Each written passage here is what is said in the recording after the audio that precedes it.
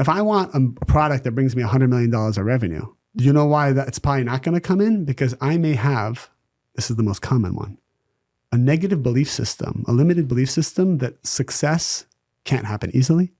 You must suffer to be successful. So I'm going to name some of the belief systems that our audience might have, that I've had. The more money you have, the more problems you have. I don't deserve to be too successful. You must suffer to be successful. Growth can't happen quickly or easily or in one moment. Miracles can't happen at any moment. Things take time. I'm not sure there is a God. I mean, it just keeps going on and on and on. An entrepreneur straight out of New York City, Michael Chernow. What's cracking?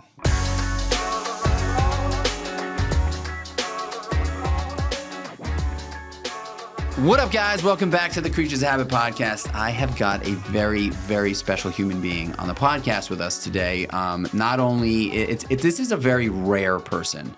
Why do I say he's a rare person? Because he is a very sharp, incredibly efficient, and effective businessman. He has built a company beyond. He's built one of the world's greatest health and wellness brands, Mary Ruth Organics. He is the co-founder of that business. He has built it to over 500,000 touch points in over 180 countries on the planet. They're expecting to do $400 million in revenue this year.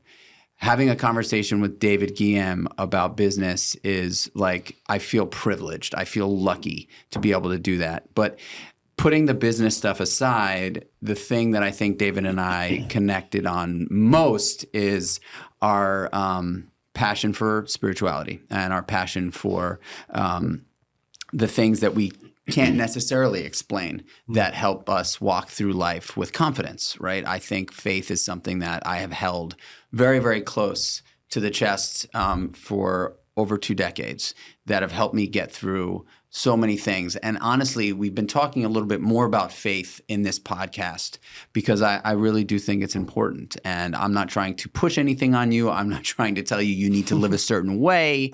I am just saying that this is, if you're listening to this podcast, it's because you find interest in the content that I create. And I wouldn't be here without my faith. And so David is an expert in the Kabbalah, and he has been coaching people in Kabbalah and speaking on stages about Kabbalah and leading people through Kabbalah for 25 years. It is something that he is really, really, I mean, it's weird to say expert in a specific spiritual practice or religion, but he is. And so he wears these very different hats in his life. And typically you don't find someone that is both incredibly spiritual and also like a very sharp business person. But he is both of those things. So I'm very excited to introduce David Guillaume to you. David, welcome to the show. Thank you. Thank you so much for having me. That was a really lovely introduction. I appreciate that. I'll say when our mutual friend brought you up that you were coming to Los Angeles, I just felt so called that we needed to connect. And I'll say that I know initially we were connected from a business point of view, but I think 99% of our conversation went down the spiritual route and just such an incredible energy you have. I feel it now also being in this room. And even though I'm just learning more about what you've gone through in your life, I know that what I'm feeling is a testament to insane transformations and growth and what I think it's all about. Because, the business side of life, I've learned that all the success that comes to us financially or even in our love life, it starts on a spiritual source. And if a person can hone in on the spiritual source, then they can have everything. If they just kind of focus on how do I become wealthy or successful, or how do I find love, or how do I become healthy? The analogy is when a white light is refracted through a prism, you got all these colors. And imagine each of these colors is like something we want in life. If it's success, if it's happiness, if it's peace of mind, if it's love, so on and so forth. And people are chasing colors. And if you actually chase the white color, which is the source of all the colors, then you get everything.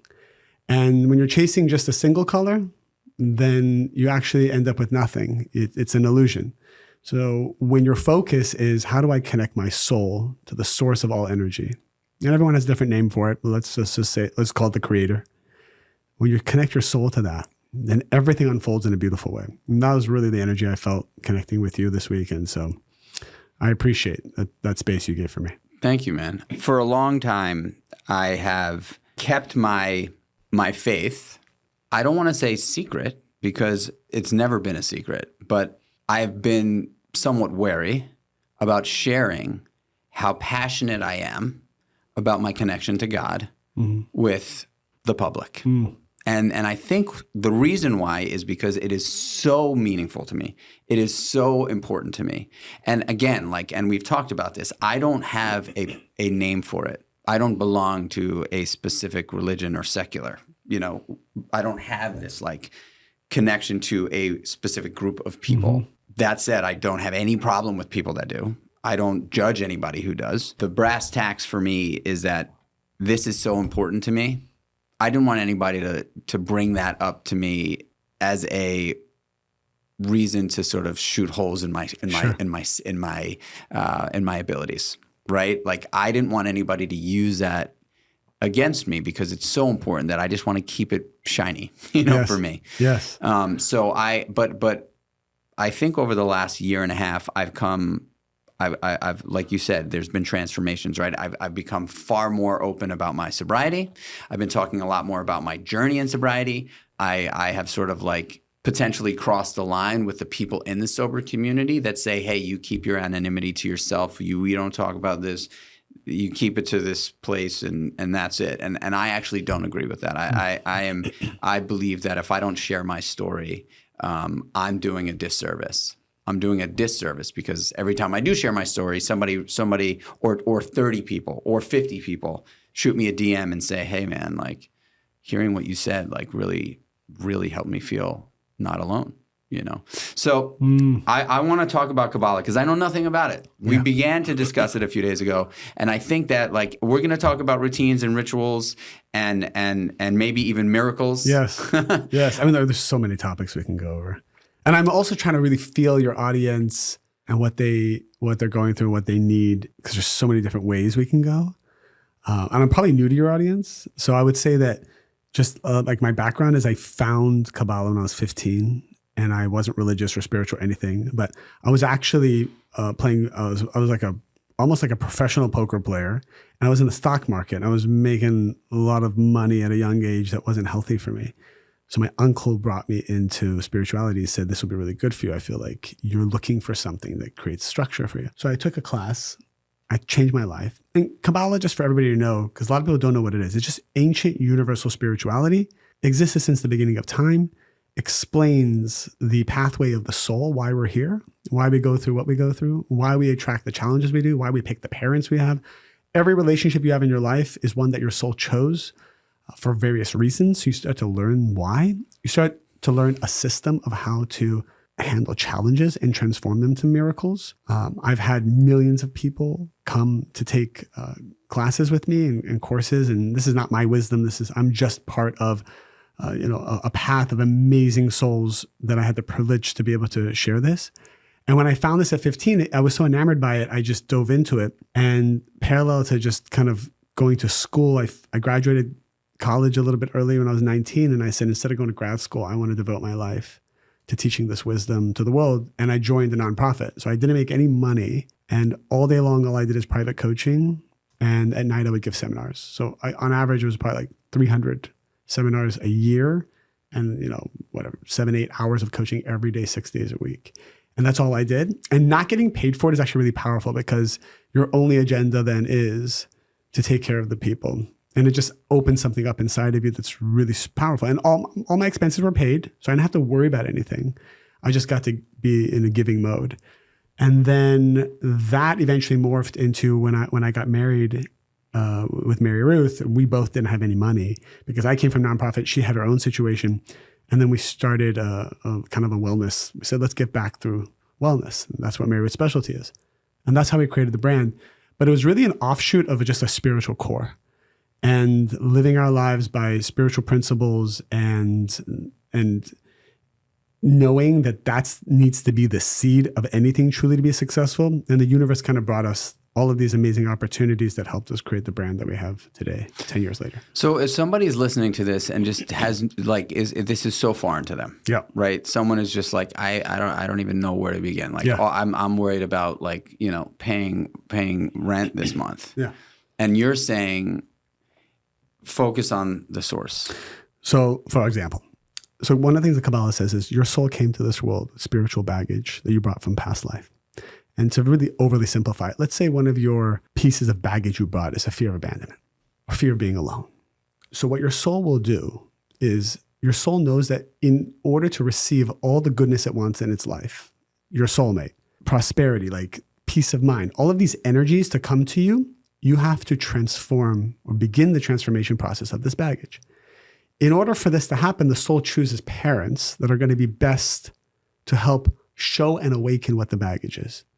So it's interesting. You might pick avoidant parents. You might pick parents that will one day get divorced. Some dynamic to help awaken the negativity that's inside the soul that needs to be transformed.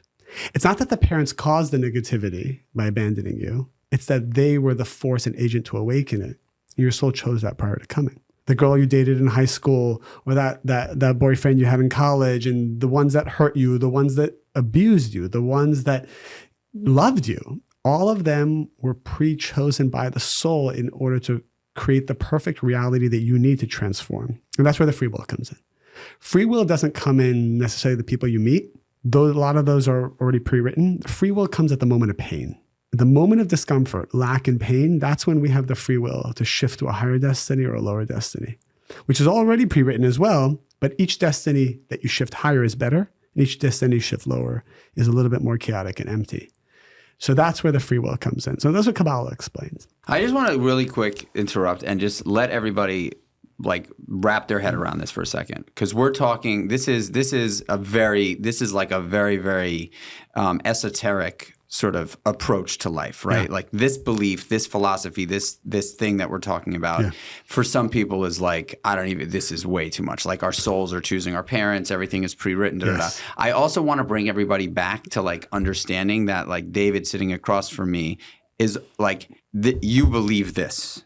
I believe this because I've tried to poke every hole I can in this. I've done 30,000 hours of coaching with people. There's nothing that has been more powerful for people to change their lives within an hour. I've had people who have done therapy for decades and within 1 hour of Kabbalah.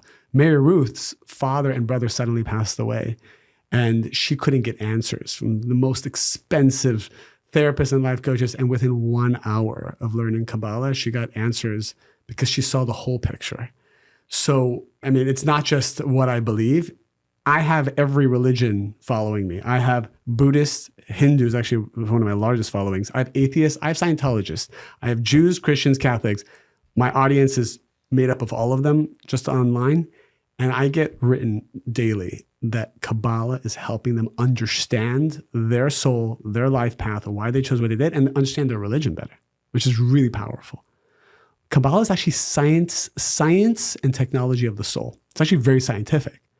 And what I'll say is a lot of these podcasts I come on, people are hearing this for the first time. All I ask is feel the energy of what I'm saying. The mind may be like, whoa, what's going on here? But what's uncomfortable for people often is to learn that we are 100% responsible for every single thing that's coming into our life. On a subconscious level, on a conscious level, on an energetic level. It's very freeing. It's also very scary and uncomfortable for people. So when you say we are 100% accountable and responsible for everything that's coming into our life, let's start there. Break that down for a second. Every single thing that I have in my life is because there's a part of me that wants it to be that way. And I'll give you an example. I realized that one of the reasons after I got married, we were broke for a year or two. We couldn't even pay our rent for 6 months. Like we were not just at zero, we were in debt, massive debt, because Mary Ruth came from debt from the deaths of her family members and stuff that happened. So I'm helping people in coaching. She's helping people, and we can barely put food on the table. This went on for about a year. After we got married, I couldn't even sleep in the same bed as her. We didn't have a bed big enough. I had to sleep on the floor for the first year or two, put garbage bags on the window of the living room just not to have the light come in. It was a really brutal, it was my late 20s, a very brutal first couple of years. And then I realized, wait a second, I've dedicated my whole life to helping people, and now I'm in no position to really enjoy my own life. What's going on here? And there's a little bit of victim consciousness that started to come in. And I started to feel like a victim and be like, wait a minute, I'm giving back. I'm making an effort. I'm 6 months behind in rent. And I remember asking Mary, what's your biggest fear? She's like, you'll come home and the locks won't work. And that's when it really hit me like, okay. And I remember walking in the streets of New York. We were in New York at the time. And I said to myself, okay, I know from everything I've learned spiritually that this is a destiny that I am responsible for and that is given to me to become the greatest version of myself. If it's this bad now, it means it's going to be equally greater later. And I felt energetic. And I would say anybody listening, like you feel, you can see, each person can really see and feel if they take a moment what their destiny is meant to be. Because anything you desire, it means that the Creator gave you that desire in order for it to be fulfilled. So if you see a vision of yourself being a certain way, being in love a certain way, being prosperous in a certain way, you were given that because it's your destiny. Now, how do you close the gap? That's what Kabbalah is teaching you. You can get there in a couple lifetimes. You can get there in 50 years. You can get there in 30 years. You can get there in 3 years, 3 months, 3 weeks. I remember walking down New York and I said to myself, what would I tell my own students in my own classes? And I realized this is a test. My soul is being tested right now. Am I going to be a victim? Am I going to blame? Am I going to be upset? Am I going to just go into a depression? Because that could be part of what my soul came into this world with. Or am I going to choose to unconditionally be happy? Something I learned about myself is I constantly needed results to feel stimulated and happy. Even if those results were your life changing because of me, that gave me juice and fuel. And this was a test now where I needed to learn to be happy without any external result or stimulus or attaboy from anybody. Mm. And I walked down New York City and I started to feel, I'm like, I know I'm meant to be wealthy. What is going on here? I started to look at the buildings. I said, you know what? From this moment on, I'm going to be as happy and fulfilled as if I owned all these buildings and I was already there. I switched to a place where I just became so unconditionally happy. And it didn't take just one day, but I made that decision that day. I remember I came home, Meredith was like, I don't know what happened to you, but I don't even recognize your energy from yesterday. 7 days later, we came up with the idea for a liquid vitamin. She said, I want to make a product, a liquid product. I said, okay, that just came to you? She said, yes. I said, let me figure out how we can make it happen. Today, it's the largest liquid vitamin company in the world. But what happened, the genesis of that idea could not come through until I shifted my consciousness, until I got out of my victim. It was trying to come in. That's what I learned. The Creator and the universe is trying to give each one of us everything. It's not that there's no lack in the Creator. The Creator is endless. We, the vessel, are limiting our ability to receive. And there's a lot of ways we're doing that. It's a lot of limited beliefs. So just for practicality reasons, right? Like if whoever's listening is still here, they're here for a reason, right? Here meaning in this physical world? Listening to this podcast. Oh, yes. Right? So if you've made it this far, which yes. I hope you have, because for me, when people ask me about my spiritual practice, I can't tell them much outside of the fact that I have been praying every single day without fail. I do it like I wipe my butt after I take a poop. It happens. I don't walk away without doing that, right? I don't leave the house without my prayers. And I can't tell you who's listening or why, but I can tell you that I've been doing it every single day, and I've had success grow exponentially from the time I started to where I am today. That is the one thing that I've done consistently in my life every single day without fail. So if I had to logistically or analytically look at the success trajectory, that is the one thing that I've done, as well as eat oatmeal. But so if people ask me, I don't have a very, very sort of, I don't want to say intellectual or educational answer for them, but I can say, hey, this is something that I've been doing every single day, and this is where I'm at from where I was. So if you can give one sort of practice, okay. That because you basically said that we are preventing the Creator from giving us these gifts. Correct. How do we open that up? So I probably have 10 different practices I could give you, but let's start with one. And I want to unpack the one that you just talked about, prayer. Prayer is one of the most misunderstood. It's a technology. Prayer is a technology of the soul. That's one of the most misunderstood because it's so powerful. There's a negative force in this world that's actually trying to make people not appreciate it. So for 23 years, every day, and I've never missed a day. I pray for at least an hour, 1 to 3 hours a day. And how do you run a business, have a family, have a social life, have a life, take care of your body, and still pray 3 hours? One of the things I learned is if I don't pray 1 to 3 hours a day, I have more chaos, more negativity I got to deal with, more clogged pipes of energy throughout the day. I'm going to be playing defense, not offense. So what I've learned is what I do in my prayers, and there's different ways of doing it, so I'll just share my practice, is I start off the morning, usually with a walk, and I talk out loud to the universe, to this endless energy, to the creator, as if it's like a friend. And I will talk about everything that's going on in my life, and I'll ask for everything. If I have to hire an employee, I'll talk to the creator first before I talk to HR. One of the things I did is I realized my role in the company needs to be to come up with innovation ideas. So I actually limit my role in the company now just to growth. And I went on a 3-hour walk to ask the creator what should be like the product that our company should come out with this year. And in those 3 hours, something came, which ended up becoming our number one selling product. It eclipsed every other product that we have over 10 years. That came through prayer. So what is prayer? People think prayer is I bribe God to make me comfortable. God, you made a mistake here. Like, I need to be successful and I'm not, so I'm going to pray. I'm uncomfortable, so I'm going to pray. I'm looking for my soulmate, so I'm going to pray. And you made some kind of mistake in your endless calculation of who I am. And I'm going to now bribe or convince you that I'm a good person to have X, Y, Z. So that's not an accurate understanding because the creator is endless. You cannot change the creator.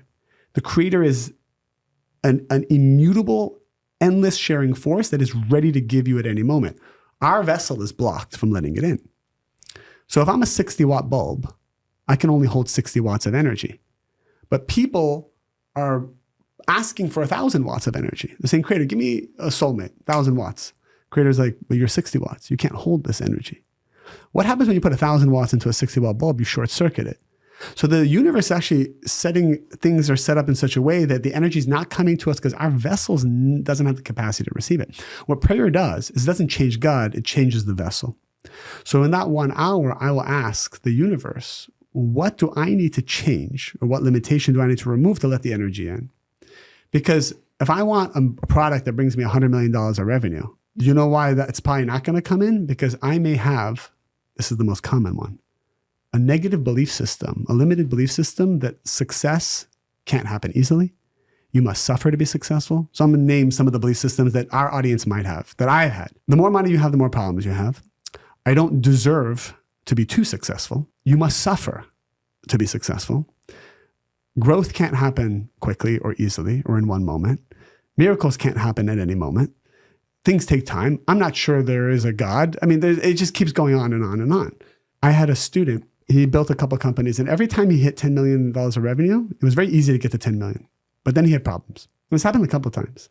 Lawsuits, people quitting, like the government getting involved, like it's nonsense. Always at 10 million. He said to me, there's a pattern. Why is it that when I hit 10 million of revenue, there's problems, but it's so easy for me to get to 10 million? And everyone's different. Some people can get to 1 million easy. Some people can get to 100 million. Like if I ask Elon Musk to start a company, he's going to get to $1 billion valuation like we go buy a latte. You know, it's like just part of his morning. It all comes down to consciousness. He believes somewhere deep in his soul, he's not conscious of it, that anything above 10 million, he doesn't deserve. So what happens is energetically, he's asking the universe to sabotage it because he's not comfortable being worth more than 10 million. I know women, men tell me, I'm looking for my soulmate, but it hasn't happened for years. And the dating scene in LA and New York is shitty. So, okay, is it really shitty? Or is it that maybe there's 30% of you just loves being single? There's 30% of you that loves to be a flirt. There's 30% of you that doesn't want to give up the nice apartment, the freedom, doing whatever you want. There's a belief system you have that relationship's going to limit you. The belief system you have, the relationship's going to hurt you. Someone has hurt you. There's a lot of mixed desires inside of you, which is confusing the universe. Creator's like, I want to give you, but you're sending me 14 different signals.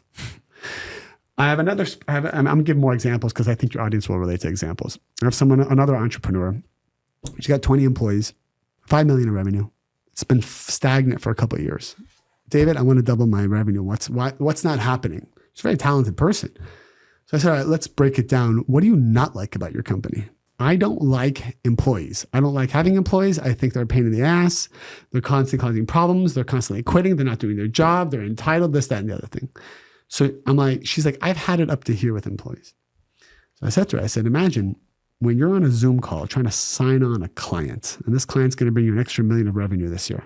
Do you realize that subconsciously you also know you're going to have to hire 3 or 4 more people to service that account? So you're actually, there's a part of you, a subconscious part of you that's hoping you don't get this client because you can't handle another employee's nonsense. So the reason why your clients aren't signing up with you and they're going to your competitor is because you're also subconsciously praying not to have to deal with more employees. So you have a competing belief system, a competing desire. You have a desire to be successful, and you have another desire that's hidden, that's clashing with this desire, causing you to slow down.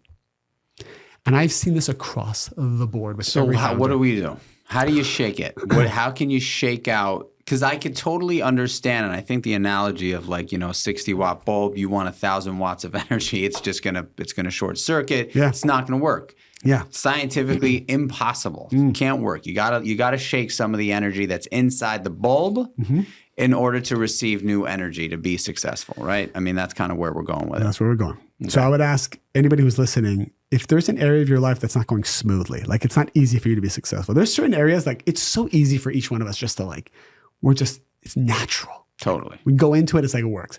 That means that you actually have cleaned spiritually those pipes. That's why it's so easy for you. You're a channel. The areas that you're stuck is because there are desires that are competing with each other. And I would actually take the time to ask yourself, what part of you doesn't want this to happen? What part of you wants to stay single? What part of you doesn't want to be successful? Maybe you saw your dad be successful, and as soon as he was, he cheated on your mom. So you have a belief system that actually success equals broken families. So even though you want to be wealthy, you don't want to be too wealthy. So you might get one client, but then sabotage the other client.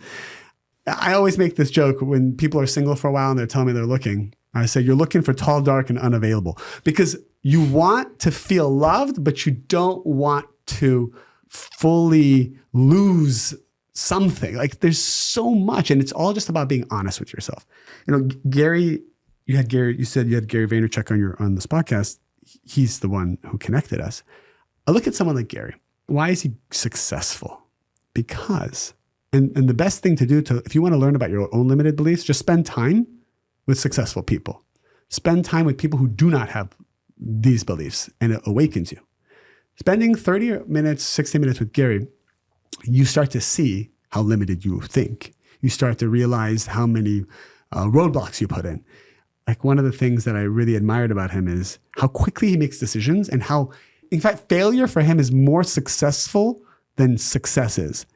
His belief system about failure is he loves failure more than he loves success.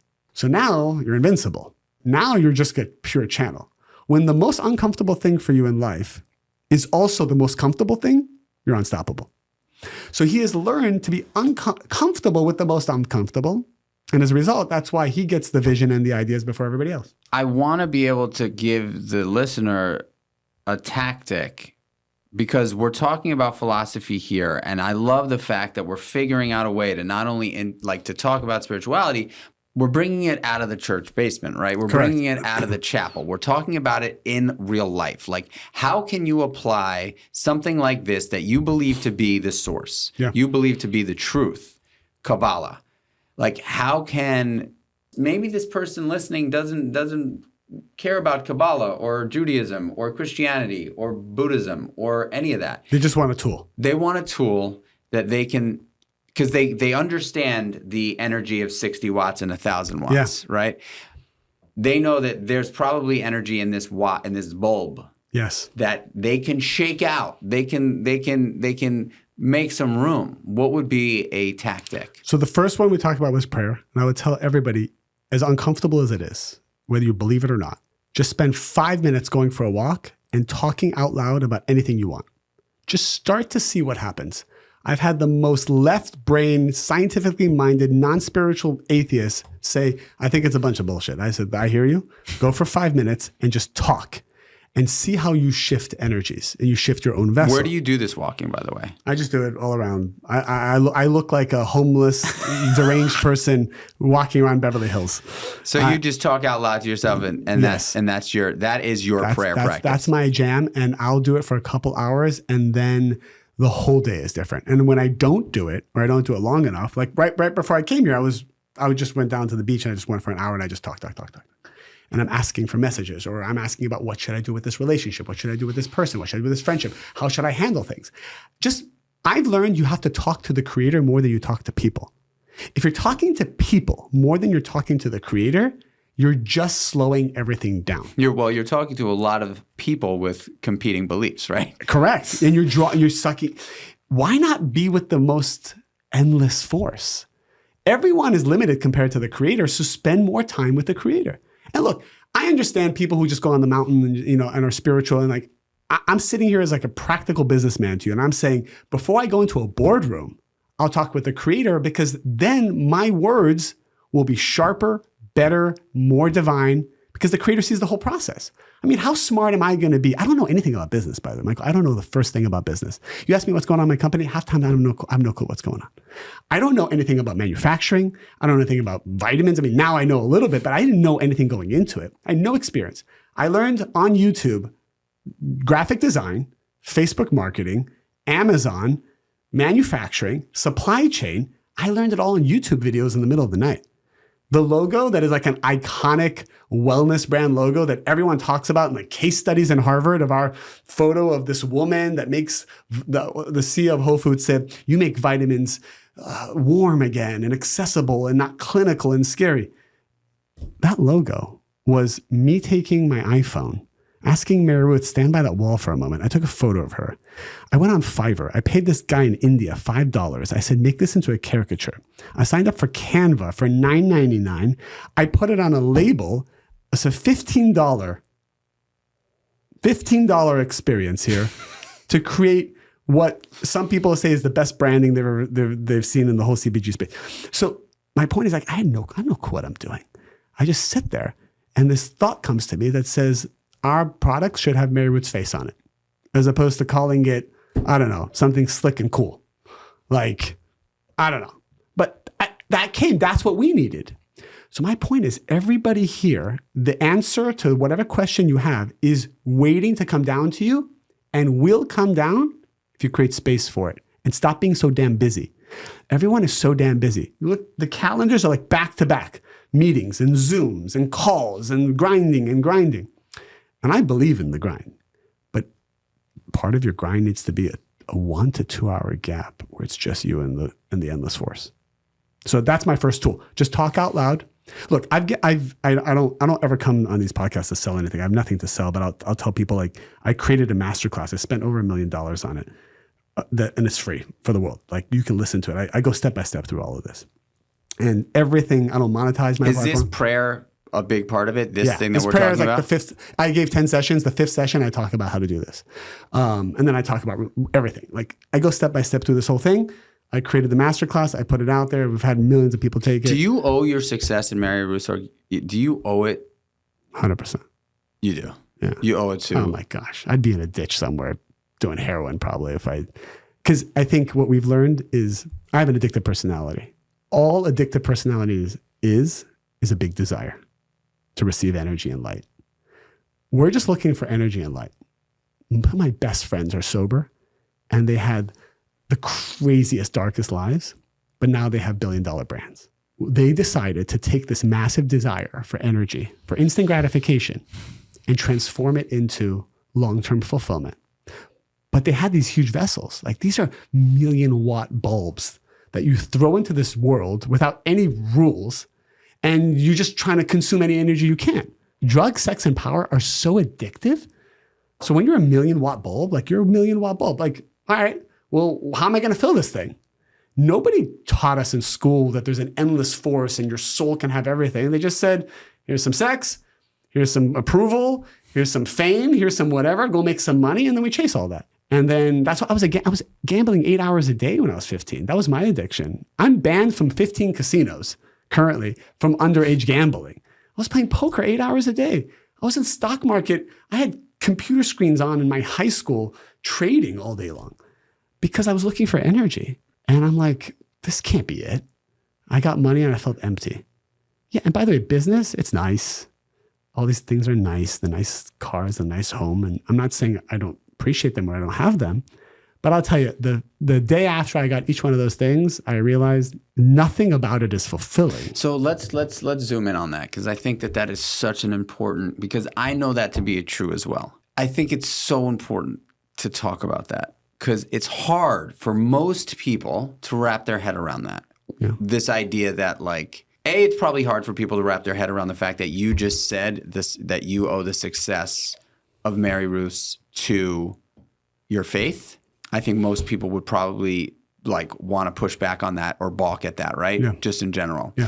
However, I'm listening to something right now that's sort of breaking down the Bible, which I'm just curious to see how the Bible could potentially be broken down in a scientific and sort of factual way. Yep.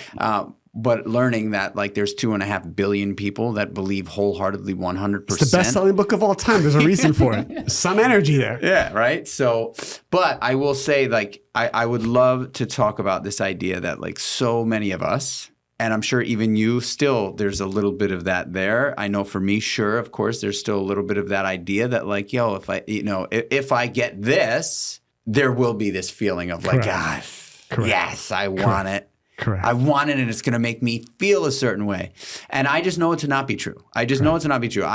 This summer, I stayed in the most incredible villa in the south of France. Just bananas, right? We walked in and I was just like, oof. And I got into an argument with my wife. And the novelty just won. By the way, the next day I sat in that beautiful place, miserable. Man. I love it. You know, and so I think like Yeah. that I think is important to talk about, because I think a lot of people are guised that this thing outside of like thing that is just accessible for everyone. Yes. Is going to change life. So let me tell you something. I think it's so damn obnoxious when successful people come on podcasts and say, let me tell you something. The Ferrari's not going to make you happy. The nice home's not going to make you happy. I'm going to tell everybody, go out and chase all of it. And yes, because I still think it's important to go out and get all that you believe belongs to your soul. Don't compromise. Go out and be as successful as you can be. Go make the money. Go buy the beautiful things. And yes, you'll feel something still missing. I just tell people, have it all. Put the spiritual component in it right now. I was so lucky so blessed that I didn't first make a lot of money and then have to go find my spirituality.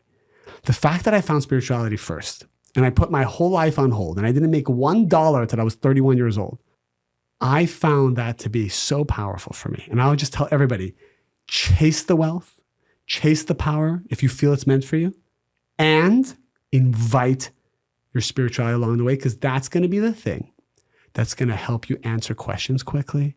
It's going to give you intuition. It's going to give you prophecy. You're going to see things about people. You're going to see things about yourself. You know how many celebrities come? I mean, it's nonstop. Celebrities or people who become famous, they message us after there's chaos or pain. I'm like, if you had Kabbalah on your way up, you wouldn't have the fall, or at least you would have the tools when you go through it. All I'm telling people is combine spirituality with your drive for success, and you will get there faster, you will get there stronger, and you will stay there, as opposed to having to fall and then finding spirituality. Okay. So now that we understand this, let's give a very easy. So we talked about in the morning. Because I actually, interestingly, when you talk about, I didn't ever think that my talking to myself out loud was a form of prayer. It is, yeah. And I catch myself often on my long rucks or my walks or whatever, speaking out loud. Yep, that's it. And then there's a thought that comes to mind for me where I'm like, wow, people must think I'm a little weird doing this. Mm-hmm. And my wife catches me doing it at times, and it just kind of happens. But now I love that you brought that to the table as something to do intentionally. Yeah. And so why out loud do you think is important? It's a good point. So Kabbalah explains like there's 10 dimensions of energy. And when it's in the thought phase, because a lot of us like to talk in our mind, it's still in a potential phase. And once it comes out of the mouth, it's more of a manifested vessel. So the reason the Kabbalists say you can meditate on it, it's fine. It's still efficacious. But when you say it out loud, it's the most potent way of transforming your vibration in your aura. So it's also more uncomfortable. For some reason, it's uncomfortable for people. People love gossiping and talking to their friends. Like that's easy. That just rolls right out our tongue. But ask somebody to talk to the creator for 5 minutes, and it's like you're asking them to run miles and miles uphill. It's so hard for people, and that's how you know it works. That's how you know it's powerful. Because whatever's difficult, it's because there's energy there. And so, yes, I would tell people just 5 minutes. Try it on something even mundane. By the way, when I looked for a VP of customer service, there was a role I needed to find. I just first talked to the creator for 30 minutes. Give us just take 30 seconds and just give us like an example of what this so could this is what I sound did. like. I walked for 30 minutes and I said, I need to find the right soul. Because how do you find the right human? Because it's all about humans. How do you find the right human to run a customer service team of 50 great people, but they need a leader? And I'm not going to just give this to HR. That's just so mundane. I want the creator to show me, and I'm saying that I'm open to receive it, the best soul for these people. So I meditated for 30 minutes. And in those 30 minutes, as I spoke out loud, all I said is over and over again, creator, who is the right person? How should I find them? Where should I go? Show me who they are. Show me what they look like. What do I need to change about myself to draw them in?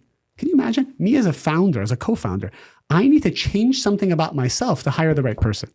Otherwise, I'm only going to hire people who are limited as me. Why do people pay hundreds of millions of dollars to CEOs? What do they know or do that deserve these $100 million packages? It's because when you find the right CEO who's unlimited in their consciousness, ability to see the future, and they don't have their own garbage and limitations getting in the way, hundreds of thousands of employees under them experience that same energy. That's why it's so valuable. So I'm asking on this walk, what do I need to change about myself to hire the right VP? So when you say meditation, you're saying your meditation is a moving meditation through walk. Yeah. Okay. That's one form of meditation. Okay. That's how I do it. Okay. So this conversation that you're having with the creator can kind of just be like you go outside and you very simply start with, creator, I am looking for this position. I'm looking for a position. I'm looking for the right soul. I'm looking, can you please point out this person to me? Is there a sign that you can throw in my path to make some space for this person to show up in my life? Yeah. I'll say, and I'll even say, I deserve to receive the right person. What do I need to do to draw down this person? So I'll even ask. And maybe as I ask, a thought will come to me that says, oh, you just had this giant argument with someone and you're actually being very avoidant and you're not dealing with it because you got some kind of ego you don't want to deal with. Like this thought will come simultaneous to me asking about a VP of customer service. And if that thought comes to me, then that's the creator telling me your vessel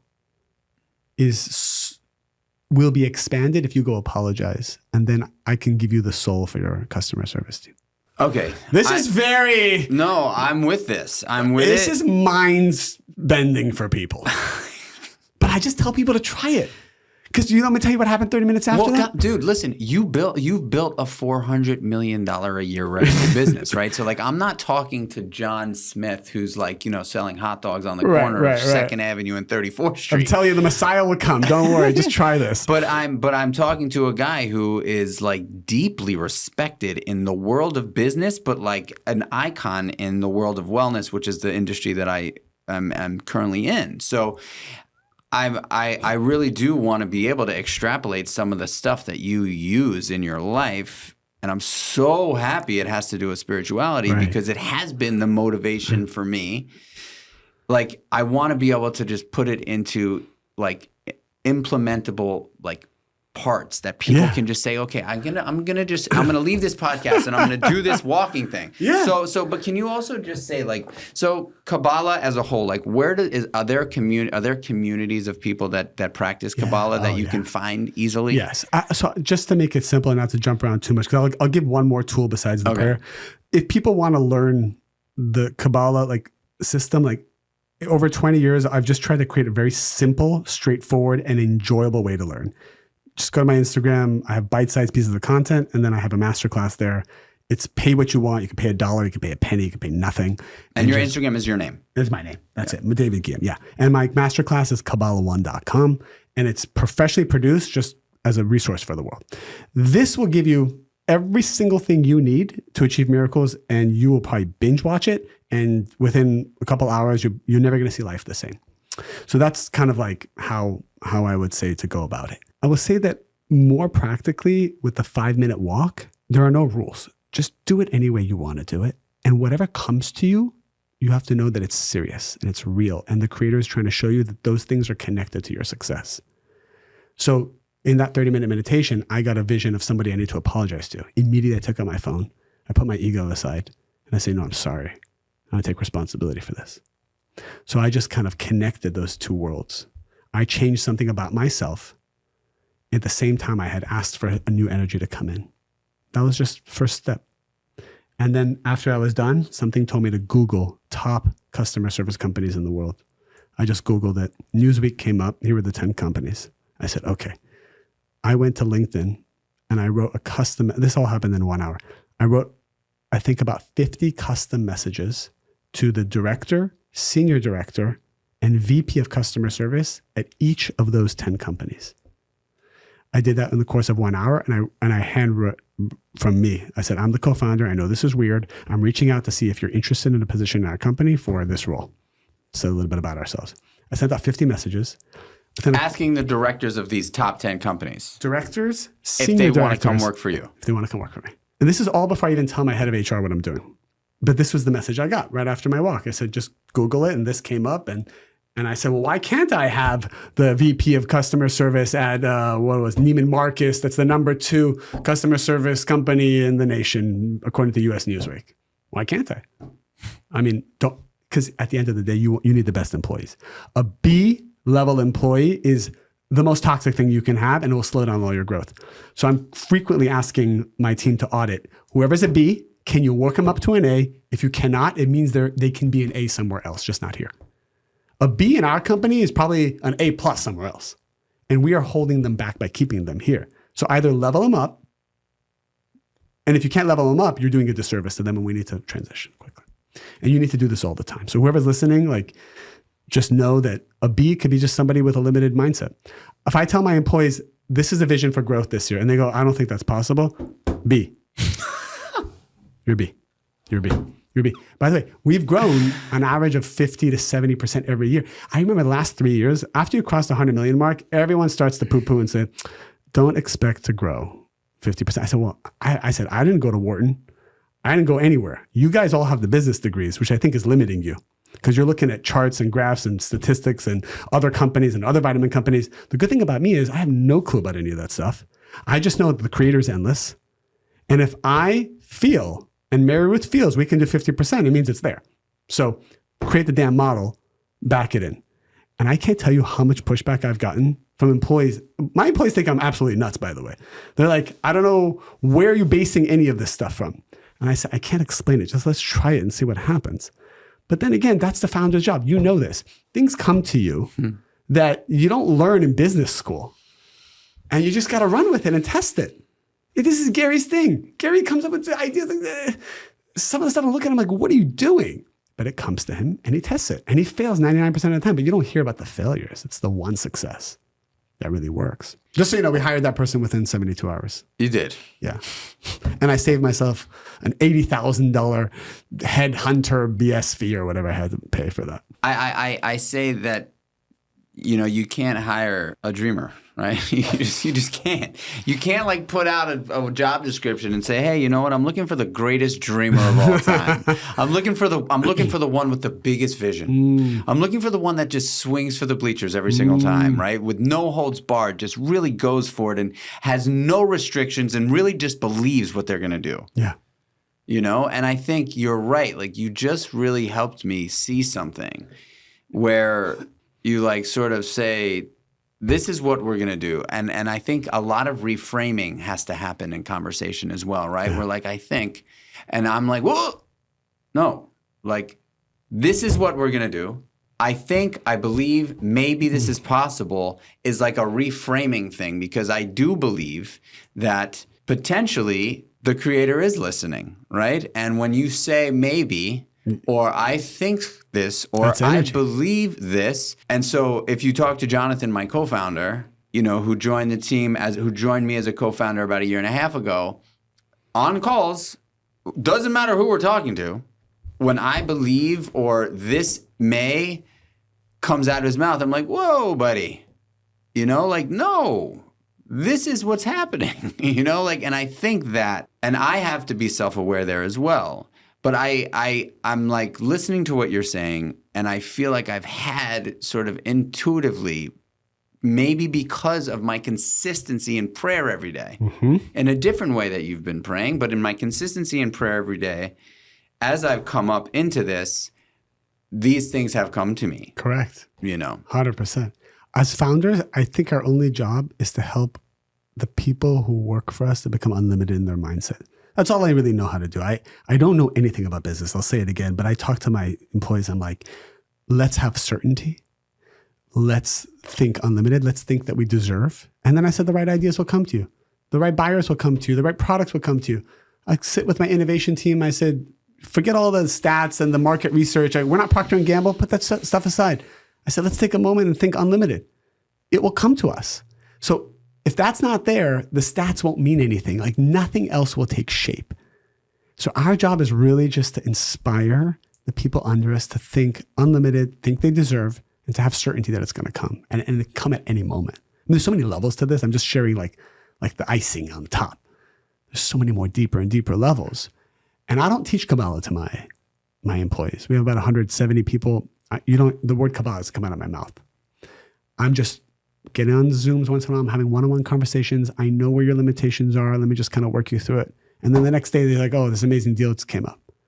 When we went into Whole Foods, I told my buyer, who's 40 years experience, my head of sales, I said, I saw a vision, 100 products in Whole Foods this year.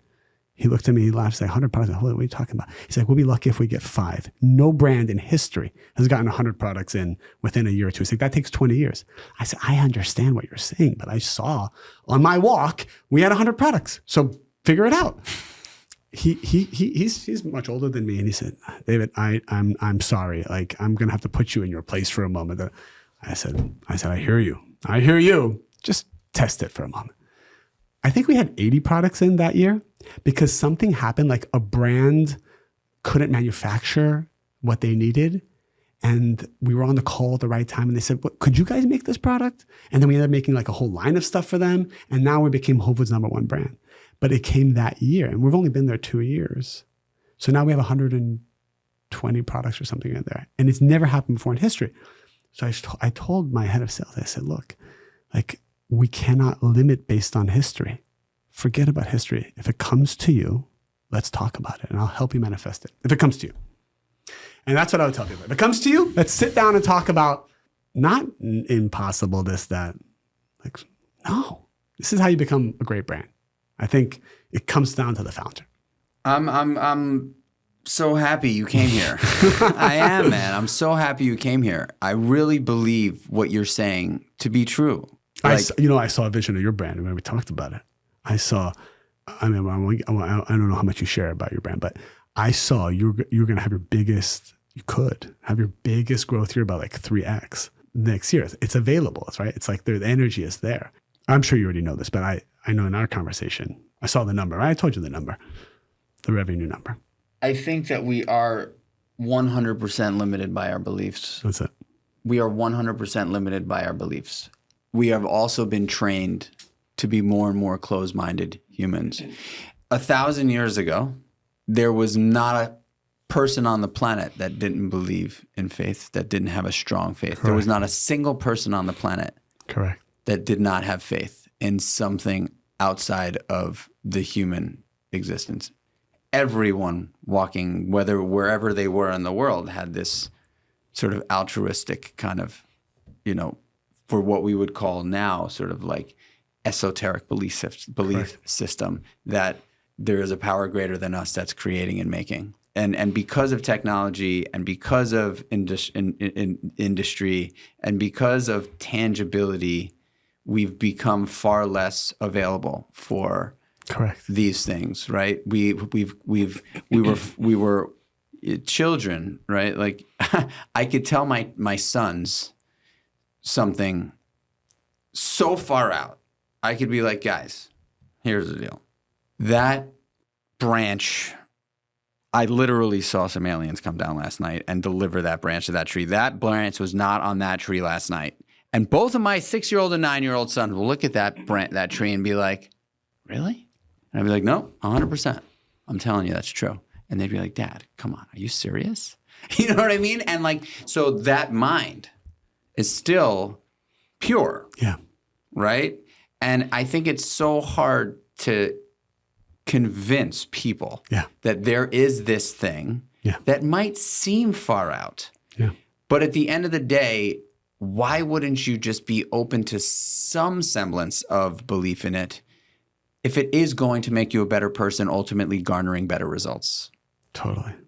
There's so much fear and trauma we all have. I realized one of the most limited belief systems I had about wealth was in my 20s, I coached so many wealthy people and I saw they had messed up kids, messed up lives. So I associated a certain amount of wealth with dysfunctional families. I subconsciously did not want to be successful, thinking that it would lead to that. And I said, that's a limited belief. Why can't I have wealth and have great kids and be a great father and have a great family and have it all? Because the Creator has it all. The Creator doesn't have heart problems or stress or dysfunction or poverty or weakness. We want wealth, power, success because the Creator has it. The Creator's all those things. So we can be all those things. That's our birthright. Our purpose is to become like the Creator.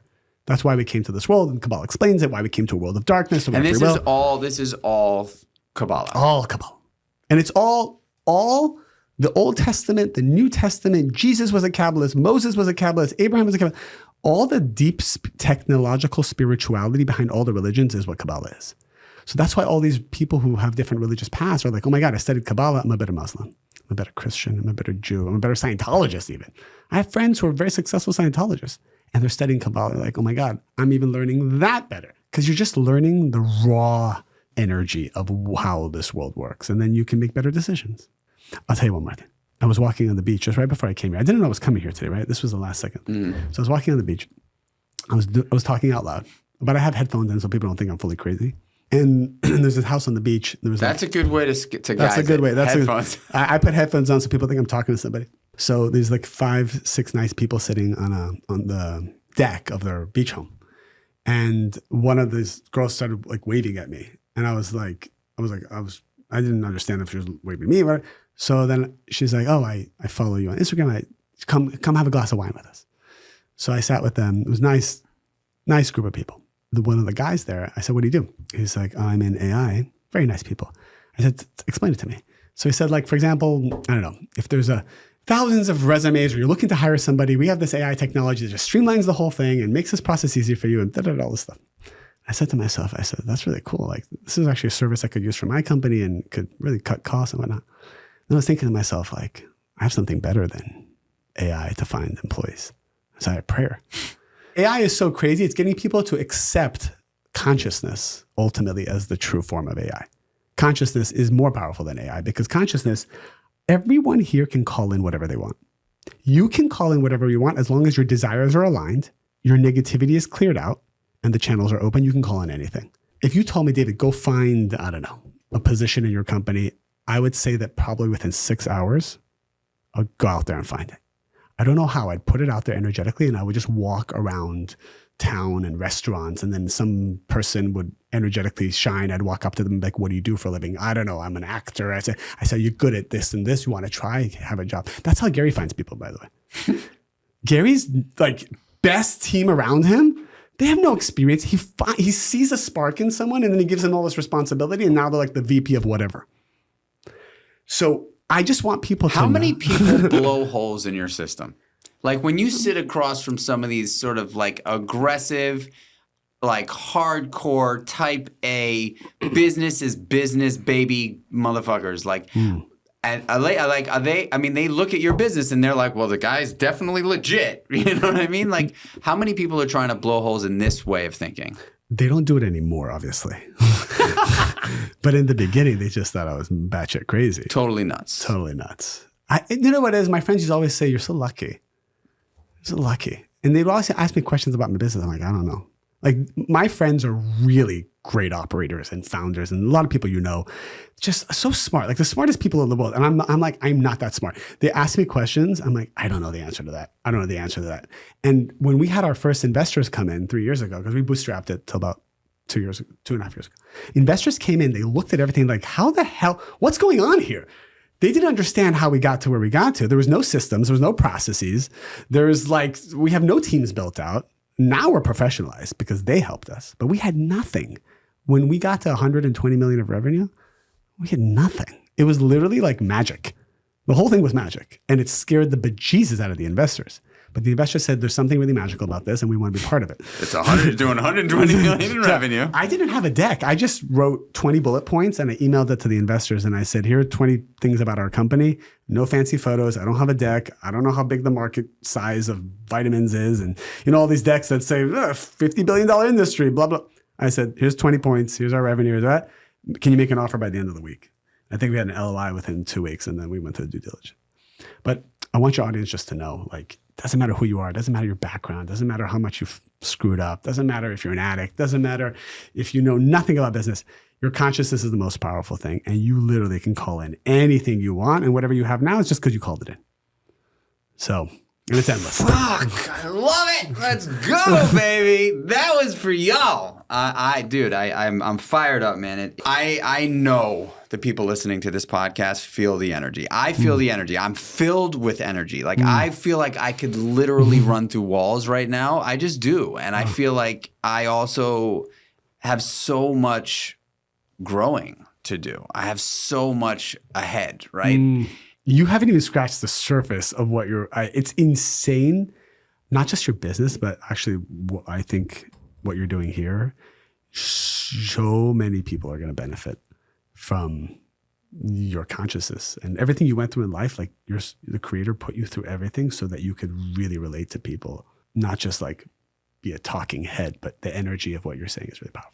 Thank you, man. I feel like I really do feel the intensity of the energy that you've brought to this. I do, man. I feel it like here, like in my chest. Like, I feel like I just bench press 15 pounds. I do. I'm genuinely telling you that. Thank you. It's real. It's a real thing. Yeah, I feel it too. And I think that those that are listening, that are rolling their eyes right now, just stop yourself for a second and ask yourself this question. How many times do you roll your fucking eyes and judge other people? How well has that benefited you? Like, what has that done for you? Walking into a room and scanning the room and picking out all the negativity in the room. This one's probably not, this one's fake, this one's not this one's this. How many times do you roll your eyes every day, and how much do you think that benefits you? Right? I went to a YPO event, my first one ever, and I looked at this room and there was this guy and he really bothered me. Just the way he looked and the way he acted, I thought he was arrogant. I said, if he's bothering me, it means I need to learn from him and he needs to be my teacher. So I walked up to him and I said, my name is David. He said his name. And I said, tell me how you're so successful. And I actually learned so much from him. When somebody bothers me or I roll my eyes at them, it's because the negative side doesn't want me to meet them. So I know to dive right in and get to know them and learn from them and make them a mentor of mine. I ask you to do that. Anybody listening in your fucking car right now, ask yourself that question. You might judge this podcast. I'm sitting across from a guy who has put his practice into absolute success. And he just said he owes 100% of the success in his business to this belief system. So I am so grateful that you came here, dude. I'm so grateful that I was able to get you last minute. I got the podcast studio to stay a little extra for us. Thank you. And, it's funny because the person who reintroduced us recently, she said, I want you to meet with David again. I know that your first experience with him wasn't awesome. And I said, I would love to meet with David again. You know, I like put it together, you know? And I don't know why this is just full transparency. Yeah. I don't know why she thought that it wasn't awesome, our first experience. I think when someone is so focused on business and so focused on that hustle thing, right? Where it's just like, bzz, bzz, bzz, bzz, right? Like when you're buzzing hard and it's hard, like anything that you think of, whether it was a great experience, not a great experience, if it all revolves around getting, if it's like all about getting, then you can judge a situation in a very, like any situation that you don't get from could potentially be viewed as unsuccessful or not awesome. And I think that that's how she interpreted my first experience with you. And the way I described our first experience with you was basically, I met with David, we talked about Amazon. He said if I wasn't doing $1 million on Amazon, he didn't really have much to offer me because it was pure business conversation. Yeah. Right? It was a pure business It was conversation. a pure business conversation. I think it was on Zoom, or maybe it was even on a phone call. It was a phone call. Yeah. No, it was a Zoom. It was a Zoom. I saw your photo. Yeah, I see. And so it was a pure business conversation. And you basically were telling me exactly what you had to say, which was, hey man, like we're here to talk about Amazon because that's what I do really well. If you're not doing $1 million on Amazon, I can't even talk to you about these like mastermind groups that I could potentially introduce you to.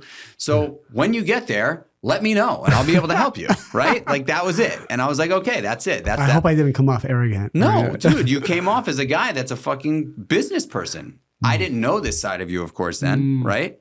But like, I also think that if my reason for meeting with you then was to get something, and maybe it was, I could have walked away feeling a little shitty, right? However, that's okay fucking too. You know what I mean? That's okay too. And I think it's really powerful. Walking, like, I really have become far more open in the last year, not only with my own spirituality, but sharing about it and putting it into this, sharing about it in this way, in this platform, in my social media. By the way, like in my business, I actually share about it in my business. People think that potentially I'm in the oatmeal business. I'm not in the oatmeal business, man. I'm just not. And if that's what you think like the Creatures of Habit community is, you're just wrong. If you're part of this community, which everybody that listening to this podcast most likely is, they all know that they're not in the oatmeal. They're not signing up for our newsletters and listening to this podcast because of the fucking oatmeal we sell. They're just not. They know it, right? And so I just, like, there's a time and a place for everything, and our time was this week when I met you, and I was just like, I know I need to connect with this dude. And I know everybody that listened to this podcast, whether you're open enough to actually believe what we are talking about or not, is going to walk away with a feeling of energy different than when they started listening. Oh. And that is a powerful thing, right? Like, our beings are based on,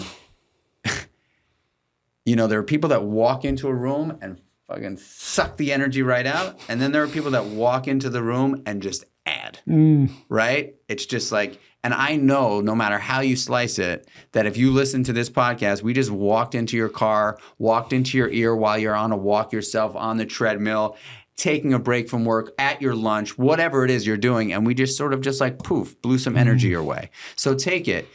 I want everybody to just follow along on your journey too, because I know for sure, and I'm not saying this to sell anything to anyone, I can't wait to listen to your masterclass, dude. Gosh, thank you. I can't wait to do it because I just know that there is going to be positivity coming from it. Thank you. Thank you. Well, I appreciate that. And yeah, if anybody needs anything, like I only started social media 7 months ago. So I didn't feel called to do it for 10 years and just started, and my audience and community have been so wonderful. So I'll be very supportive. It's my way of giving back. It's my most fulfilling thing. I don't monetize any of it for myself. So whatever people need, reach out to me on Instagram, and the masterclass is obviously there for them. So it is David Guillaume. David Guillaume is my Instagram, and then the masterclass is Kabbalah1.com. kabbalahone.com, KABBALAHONE.com. Awesome. And is one last thing, is there, if somebody wanted to, is that masterclass audio? Yeah, so it's video, it's audio. There's a button you can make it into a podcast. And there's level 1, 2, and 3. And I just created a 4 and a 5. So people all around the world, there's an endless journey. Like there's so much I wanted to just even share with you on this podcast. Probably have to do another one, but there's so much content. It's endless, and it's going to really answer any question about life that people have. Dude, thank you so much, Thank man. you for having me. At Creatures of Habit, we call it wired, fired, and inspired. And that's how I'm feeling right now. I really am. Guys, you know the drill. I mean, this episode is going to take you to the next Creatures of Habit episode for sure. I'm filled up from my head to my toes. I just feel I didn't take any drugs. I don't do drugs. You know what I mean? I'm really, really excited and stoked and high and happy on the conversation I just had. Like the energy in the room is really strong, and so I know that you can feel that. Do me a favor, please share this with someone. Share this with someone that needs a little bump of beauty, bump of happiness, a little something to give them some energy, and also just with a friend, with your mother, your father, your sister, your brother, your uncle. Share it with an enemy. Put this share this podcast in a text with someone that you're battling with or struggling with. You don't know where that could potentially end up, but share it. That's what I ask of you guys to do. That is how I ask for you to pay the rent for this podcast. And then of course, if you're feeling super generous, little review and a 5-star rating always helps. Other than that, you guys know how much I appreciate you, how much I love you, and how much I care about your well-being and your happiness in life. That is what this podcast is all about, value for you. And I, sort of selfishly really enjoy doing it. It makes me a better person. So, I don't know what else to say except from follow along on David's journey and share this podcast with your friends. Until the next one, y'all, you know the drill. Peace.